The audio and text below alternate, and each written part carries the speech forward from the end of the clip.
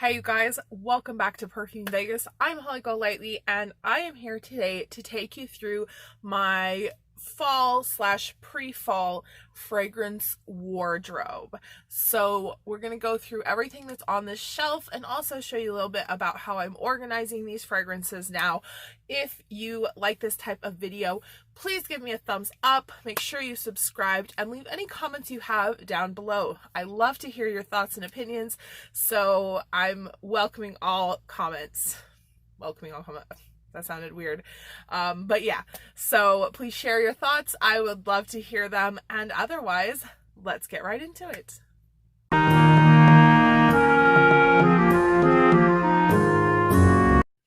Okay, you guys, this is how my new perfume display currently looks. I'll insert a picture of the full thing since it's really big and I can't go all of it in one frame. But the top row looks like that. And this is a decorative. It lights up. My kids bought it for me. The second row. The third row. And then at the bottom, there's just backups and other stuff that are not perfume related. So let's go ahead and get into the scents. Okay, you guys, I'm sorry about this. I did make a mistake. I paused the video when I meant to record and recorded when I meant to pause. So really quick, this is what I have at the top shelf. These are my everyday type of fragrances or easy reach scents. I have JPG Labelle, Creed, Love and Black, Paco Rabanne Olympea, Replica Lipstick On, Boucheron Carte Absolue de Nuit, and a bunch by Mugler. I'll list on the screen. The middle shelf is where I keep my masculine fragrances because it's a pretty easy place to reach for them. So I have Valentino Uomo Eau de Toilette, Acquadigio Eau de Toilette. Let's see, I have Mont Blanc Legend Night. I always forget the name of that one. Tom Ford Noir Perfume, but Tom Ford Noir, the original. I'm not sure what I'm pulling. So this is Frank Olivier Oud Touch. And we have the Perfect Smoking from Zara. And Bergamot and Lavender, also from Zara. And then Mundaka, also from Zara. There it is.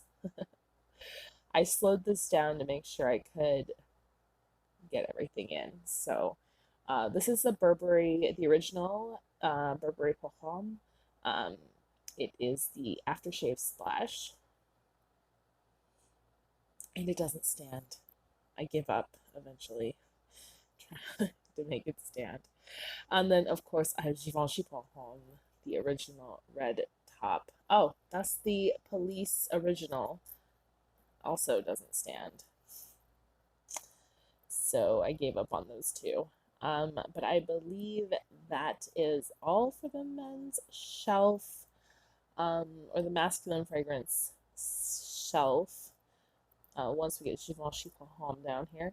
And then I also pulled down the small dabber or small vial bottles that I have on that shelf, which you won't be able to see in this clip, but I have Maison Francis Kurkdjian Masculine Pluriel. I have Victoria's Secret Oh So Sexy. I have Dior Poison Girl. I have Dolce and Gabbana Femme Intense. And I have Black Opium Rollerball.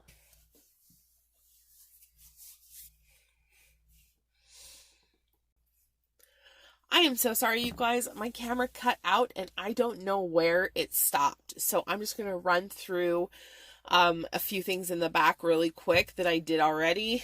These boxes from Jo Malone are empty. This box from Jo Malone has candles in it.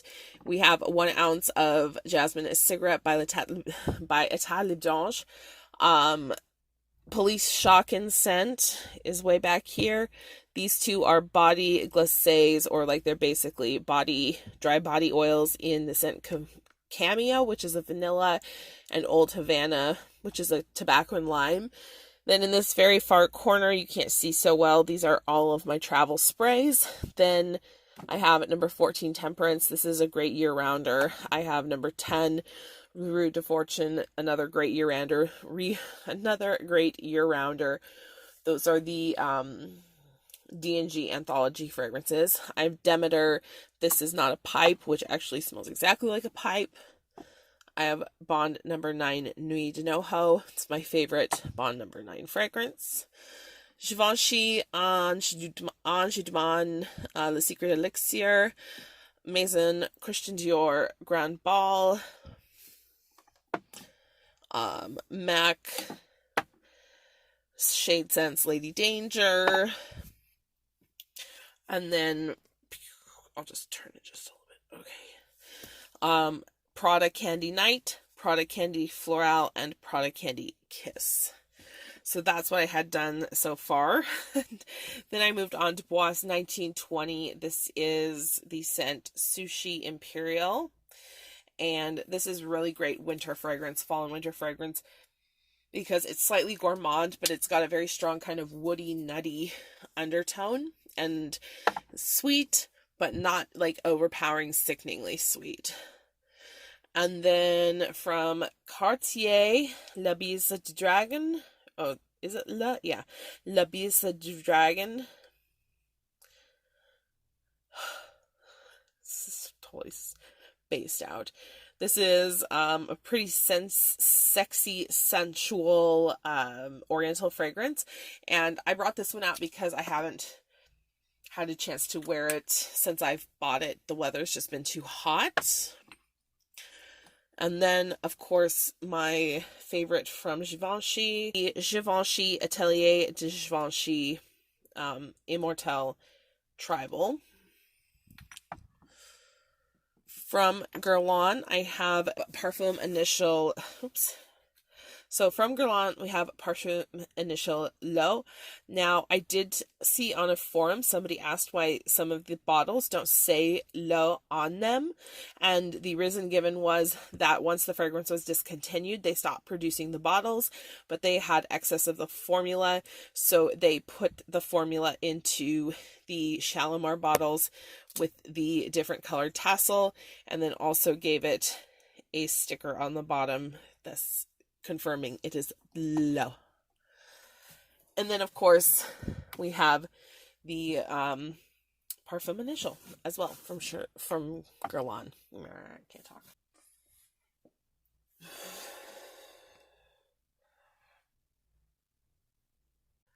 Okay, then going to the front row.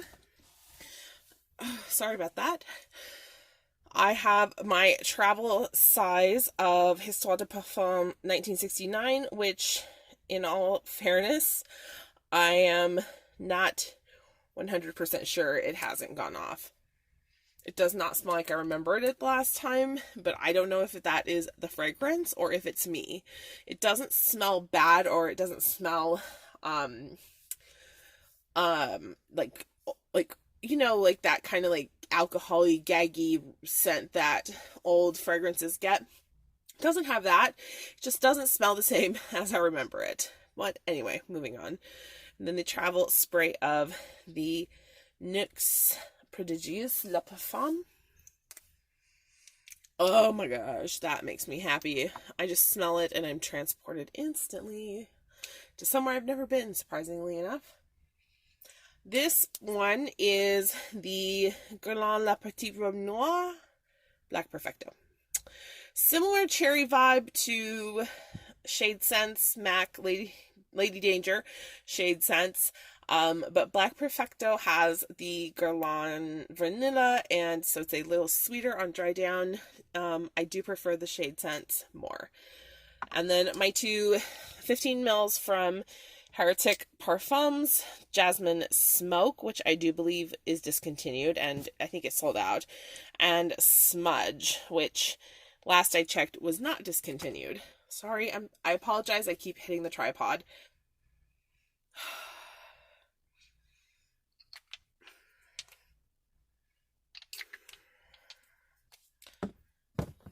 Jasmine Smoke and Jasmine and Cigarettes are two very similar fragrances. Jasmine Smoke is just a bit more dry and like actual smoky, whereas Jasmine a cigarette is a little bit sweeter, more of a jasmine and tobacco than an actual smoke. Spray them both on me. Smell great, so it's okay. And then I have the Narciso. My goodness. I always forget which this one is, and it's not on the bottle. I believe this is the Narciso Perfume, Eau de Parfum. I think it's Narciso Parfum. And then one of my favorite tuberose fragrances, Erin Tuberose Le Soir. I have this out still because it's gonna still be hot here in Vegas for a good long time. And there is nothing I like wearing better than a good sexy tuberose scent. So that one fits the bill. Over here are my indie scents, going through them super quickly. This is, of course, the one that I had done by the Parlor Company. That one was bespoke. My hands are all like jasmine and cigarette-y. And then we have Forced Sleep by Black Violet. This is just a balsamic foresty type of fragrance. From Cocoa Pink, Masquerade Ball, and Ghost Train of Gettysburg. They're both suspended in oil. Masquerade Ball is kind of a gourmandish type of fragrance. Ghost Train to Gettysburg is a more of a rich, kind of nuanced scent. It has some some different metallic-y type of notes and like train. If you just kind of think of like what a train image you get, that's kind of the fantasy that's created there. And then I have a Bitsy Solid perfume of Gram Negative from Darling Clandestine, and the little Bitsy Solids are just, wax and fragrance, but they're so handy to have that. Can you see? Maybe not. They're super handy to have, and just, you can either wear them alone for a little like spark of scent, or layer them, or do lots of things with them. Gram Negative is a slightly gourmand sort of,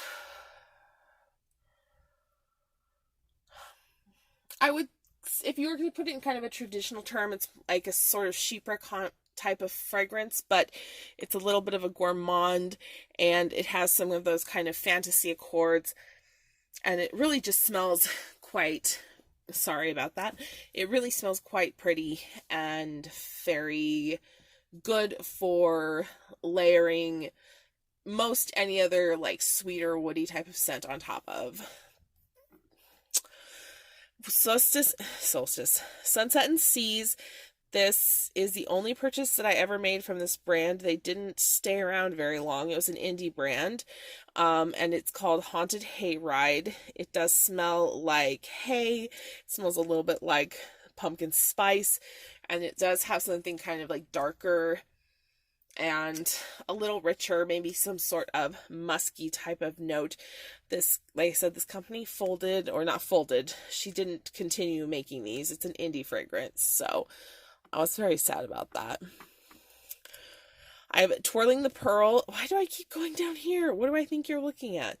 Twirling the Pearl by Arcana Soaps. This is a vanilla type of scent, but it's not a super sweet vanilla. It's got maybe some patchouli. It's like a spicy kind of earthy vanilla, and it's Very, very pretty, but it doesn't wear great on my skin, so that's why I have it out, so that I can try to get some wear out of it while it's still in a good point for that in temperature wise. And then I have from Alchemia the Arcanum Experience 2020, this number 25. It's a gourmand, another vanilla with some booze, some almond cake, some like kind of bourbon vanilla type of note. Really, really pretty. Very nice gourmand. And then Time Lord is by the brand One Hand Washes the Other, who is also not active right now. This is just a kind of, again, kind of a fougere barbershop type of masculine scent. My hand, again, why? But the scent itself, of course, is unisex. So if you like a more deep type of fragrance sometimes, that is one. Well, buying a masculine leaning indie perfume is great for you if you don't want to wear a more masculine scent all the time. You just have, periods of your time where you want to wear them. So anyway, moving on. Another one from Black Violet. This is called Witch's House. This is a gingerbread, candy, and smoke type of fragrance. It's very, very sweet gourmand at the top, and it dries down to a little bit smoky and richer. Then, again, from the Alchemia sale, we have Corsair. This is another nice barbershop masculine type of aquatic scent. And the Pheromone P28, which haven't had a chance to sample on anyone yet. One of these days. And then one of my all-time favorites, also from Darling Clandestine, is called Noose Jewelry. It's a green dirty patchouli. A little bit of wet earth, ozonic type of fragrances. Really, if you like dirty, earthy type of fragrances, this is oh so good. It is discontinued though, so I don't even know why I kept going on with that. And then I would dig out the ones to show you what I have in my travel spray. Mostly it is Scentbird scents, and then a few that have already been in there. Prada, Luna Rosa, Bath and Body Works, in the Sun and In the Stars, I believe are the two names. Sued Magnolia by Atelier Cologne, Sued Magnolia, Atelier Cologne's Clementine, California, and a decant of the Bourjois original 1902 vetiver, and a decant of the Perfumum Roma Ambra Aurea, and I'm rattling these off by memory, but the rest of them are all just decants that I made of like little dabber size bottles. So anyway, that is the current rotation and how my setup looks. This section down here, although there's some fragrance type of items, they're actually just waiting to find new homes essentially. And then this is my camera equipment, my depotting, no, my brain is dead. Whatever it is it's called when you move perfume from one container to the other. Decanting, yeah. This is my decanting stuff. There are other travel sprays in a box down here for storage, and then these are for my work. So it's hosting more than one type of goodie in this whole thing. So anyway, I hope you enjoyed. I'll see you out.